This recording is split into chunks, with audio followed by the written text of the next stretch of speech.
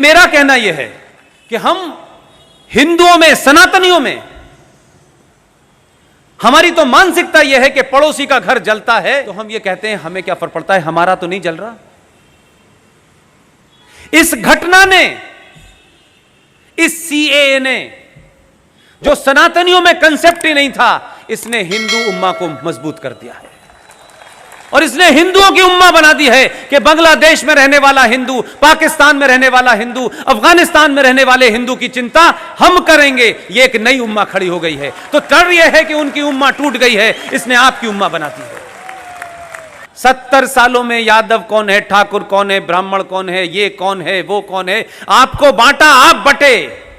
इसने एक ही झटके में उम्मा बना करके कहा तुम सब सनातनी हो और हर सनातनी का फर्ज है कि दुनिया में किसी सनातनी के साथ कुछ हो रहा है उसकी तकलीफ में हम साथ खड़े होंगे। यह डर पैदा हो गया है। तो संकट यह है, इसलिए यह आपने जो लिखा है राष्ट्र की दिशा किस ओर, राष्ट्र ने अपनी दिशा बता दी, समाज को इसके पीछे खड़ा होना है। इसलिए बहुत सारे जीवन में चीजें आती हैं और इस 3 सालों के अनुभव से मैं यह कहता हूं कि अगर आप ईमानदारी से, जो आपके मन में है, हजारों ऐसे इश्यूज हैं जो आपको नहीं पता, और मेरे पिटारे में बहुत सारे इश्यूज हैं जिनको मैं पब्लिक में लाऊंगा। सिर्फ आप ये सोच करके कि ये काम हमें इसके अंजाम तक पहुंचाना है, आपका निजी कुछ नहीं है, सब कुछ मौजूद है, आपको सिर्फ उठाना है और लोगों के बीच में खड़ा कर देना है। जैसे आपके पड़ोस में एक राज्य है, उस राज्य में भी बड़ी गुंडागर्दी थी। आपने तो आदमी गुजरात से भेज दिया था, लोगों ने उसे गालियां दी, उसके बारे में सवाल खड़ा किया। इसलिए मैं उसका जिक्र इसलिए करना चाहता हूं कि आपकी सभा में कोई ईमानदार, मुसल्लत ईमान वाला मुसलमान बैठा हो तो खड़े होकर मुझे टोक देना कि मैं इस्लाम का और कुरान का गलत हवाला दे रहा हूं। कुरान मजीद में एक आयत है, आयत समझते हैं जो वर्सेस होती, एक आयत है, उसका नाम है सूरे निसा।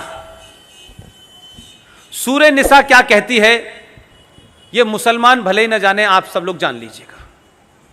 और जहां भी आपको छोटे भाई का पजामा, बड़े भाई का कुर्ते का आदमी मिल जाए, उसे रोकिएगा, उससे कहिए भाई इसका मतलब बताओ, क्योंकि हम तो जाहिल हिंदू हैं, तुम ही बताओ। मैं आपको बताए दे रहा हूं, जब वो झूठ बताए तो उसका गला पकड़ लीजिएगा। कहा कि तुम तो कुरान के भी लिए वफादार नहीं हो, तुम तो इसके प्रति भी ईमानदार नहीं हो। सूरे निसा यह कहती है कि अल्लाह मियां ने, उनका कहना है कि 1400 साल से के पहले कोई था नहीं, वहीं से शुरू हुआ है। उनका मानना है, थोड़ी देर के लिए मान लें, अल्लाह मियां ने जब आदम और हव्वा के माध्यम से सृष्टि क्रिएट की और कहा कि तुम नीचे जाओ, तो जो लोग अल्लाह पे ईमान रखते थे उनके ऊपर मुसल्लत ईमान मीन्स होता है कंप्लीट ईमान, थोड़ा बहुत नहीं। उन्होंने कहा कि जो लोग मेरे ऊपर ईमान लाए हैं, जो मुझ पे यकीन करते हैं, जो मेरे बताए रास्ते पे चलते हैं, मैं तुम्हें इस दुनिया में, इस सृष्टि में, जमीन पे भेज रहा हूं। तुम जाओ, तुम्हारे लिए सब कुछ मैंने दिया है, तुम्हारे रहने, खाने, पीने का सबका इंतजाम किया है, लेकिन मैंने तुम्हें कुछ शर्तें की हैं कि तुम उन बताए रास्तों से मत हटना, तुम्हें ये करना है, ये नहीं करना है। लेकिन वो ये जानते थे, आखिर अल्लाह मियां थे, वो अपने बंदों के बारे में जानते थे कि ये कैसे लोग होंगे, ये तो शाहीन बाग पे भी बैठ जाते हैं। उन्होंने कहा कि अगर तुम मेरे बताए रास्ते से हटे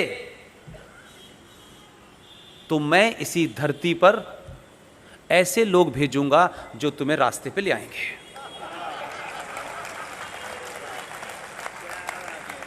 उस सूरे निसा में यह नहीं लिखा हुआ है कि मैं आरिफ भाई को भेजूंगा, रफीक भाई को भेजूंगा। उन्होंने न नाम बताया न शक्ल सूरत बताई। उन्होंने यह भी नहीं कहा कि वो आदि आस्तीन का कुर्ता पहनेगा। उन्होंने भेजा है। और जो बार बार सुबह से लेकर शाम तक कहते हैं रब्बुल आलमीन, इसका मतलब जानते हैं आप लोग? नहीं जानते।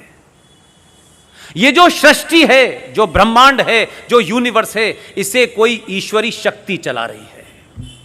ये सूरज का निकलना, ये हवा होना, ये पानी बरसना, जो कुछ भी होता है, मेरा आपका यहां बैठना भी, मुझ जैसा आदमी ये मानता है कि ये उसी शक्ति के कारण है। उसकी मर्जी के बगैर पत्ता नहीं हिलता। इसे उर्दू में मुसलमान कहते हैं रब्बुल आलमीन, या नहीं, इस पूरे रब को कोई चला रहा है, वो कोई बहुत बड़ी शक्ति है, उसे वो अल्लाह कहते हैं। उसकी मर्जी के बगैर कुछ नहीं होता मेरे भाई। हमारा उस पर यकीन था, है, और जब तक ये सृष्टि रहेगी हम जैसे सनातनियों का उस पर यकीन रहेगा। हम 1000 साल तक गरीब गुलाम बने, गुलामों के गुलामों ने गुलाम बनाया, लुटेरों ने हमें गुलाम बनाया। आज भी पिछले 70 सालों में मुझे कोई एक हिंदू सनातनी नहीं मिला जिसने यह कहा हो ऊपर वाले ने हमारे साथ बड़ी जाती की है। हम छोटे छोटे कामों को ऊपर वाले को जिम्मेदार देते हैं, यार भगवान ने यह मेरे साथ नहीं किया, यह करना चाहिए था। अगर यकीन रखो तो कंप्लीट रखो, आधा अधूरा मत रखो। पूरे 1000 साल तक गुलाम रहे। गुलाम रहने के बावजूद भी तरह तरह से हमारे धर्म को समाप्त करने की कोशिश की गई। लेकिन उस दौर में भी ऐसे लोग थे जो ये जानते थे कि पूजा नहीं हो सकती, तो उन्होंने गमले में तुलसी लगा करके घर के बाहर रख के अपने हिंदुत्व को जिंदा रखा। लेकिन मैं सिर्फ दूसरा सवाल उन्हीं से पूछता हूं जिस कुरान मजीद की सूरह निसा का हवाला देता हूं, उस पूरे रेफरेंस में देता हूं। तुम तो कहते हो सिर्फ हम अल्लाह से डरते हैं और अल्लाह के अलावा, उसकी मर्जी के अलावा कुछ नहीं होता है, तो 2014 भी अल्लाह की मर्जी से पैदा हुआ है, 2019 भी है, और दिल्ली में भी आया है, और उत्तर प्रदेश में भी उसी की मर्जी से आया है। जितना अत्याचार करोगे और शाहीन बाग बनाओगे, 2019 में 2 हो गए हैं। अभी अल्लाह से दुआ मांगो कि 2024 में कितने होंगे पता नहीं। यह सब उसकी मर्जी से हो रहा है। We should be grateful and thankful to Allah. वो चाहता है कि उसके बंदों का मुसल्लत ईमान हट गया है, वो हक और बातिल के बीच में फर्क करना भूल गए हैं, वो कत्लो गारत कर रहे हैं। अल्लाह ने ऐसा आदमी चुना है, घर तक छोड़ के आएगा। संकट यही है, ना आप संविधान के प्रति ईमानदार हैं, ना कुरान के प्रति ईमानदार हैं। मैं शुद्ध सनातनी हिंदू के होते हुए भी कुरान शरीफ को कुछ तक हद तक मानता हूं, और मानता हूं इसलिए कहता हूं कि अब 1000 साल तक तुम्हें हम ही से जलील होना है, इंतजार करो। तुमने भी नंगा नाच बहुत खेला है। तुमने आजाद भारत के अंदर जम्मू कश्मीर में, जहां कश्मीरी हिंदू पंडितों ने जोर से कभी गाली तक नहीं दी, कश्यप ऋषि के वंशज इतने लंबे समय से या तो साहित्य लिख रहे थे या दुनिया में ज्ञान बांट रहे थे, तुमने उनको बर्दाश्त नहीं किया। तुम्हारे पूर्वज बदल गए। फारूक अब्दुल्ला का पूर्वज कौन है यह पता लग गया है, इकबाल का पूर्वज कौन था यह भी पता लग गया है। और क्योंकि सनातनियों ने कुछ समझना और पढ़ना शुरू कर दिया है, बचे हुए 30 करोड़ के पूर्वजों के बारे में पता लगेगा। इसीलिए कहते हैं कि हम अपना डेट ऑफ बर्थ सर्टिफिकेट और बाप का नाम नहीं बताएंगे, क्योंकि जो सरकार है अगर उसको अपने बाप का नाम तुमने बता दिया, वो पूर्वजों का नाम वैसे ही बता देगी जैसे 1722 में पता चला कि फारूक अब्दुल्ला के पूर्वज का नाम राघोराम कौल था। तो जो लोग घर वापसी की चिंता कर रहे हैं कि घर वापसी करो, घर वापसी करो, मेरी उनको भी एक मशवरा है। आप उस परंपरा के लोग हैं, आपके पास समय कम है, काम ज्यादा करने हैं, अपना टाइम किसी इंडिविजुअल की घर वापसी में मत करो। तुमने तो ऐसा लीडर चुना है जो राष्ट्र की वापसी में लग गया है, बड़ा काम करो। और ये राष्ट्र अगर वापस होगा तो 47 में जो जघन्य अपराध हुआ था 370 से, वहीं से शुरुआत की है उसने। ये 30,000 जो मंदिर तोड़े गए हैं, ये मथुरा और काशी में जो आप पूजा ही गलत तरीके से कर रहे हैं, आपने ये पूछा नहीं कि शिव की पूजा के सामने, उस मंदिर के सामने एक नंदी होता है और नंदी का मुंह शिव जी के सामने होता है। यही होता है कि नहीं होता है?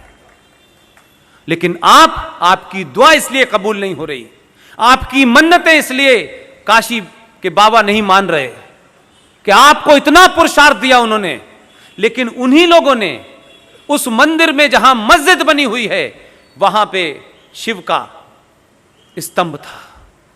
उस मस्जिद को बनाने वालों ने स्तंभ को उठा के साइड में रख दिया है, लेकिन नंदी की शक्ल नहीं बदली है। नंदी इधर है, शिव जी इधर है। आप उनके वंशज हैं। जब तक नंदी के सामने शिव नहीं होगा, आपकी पूजा नहीं ग्रहण होगी।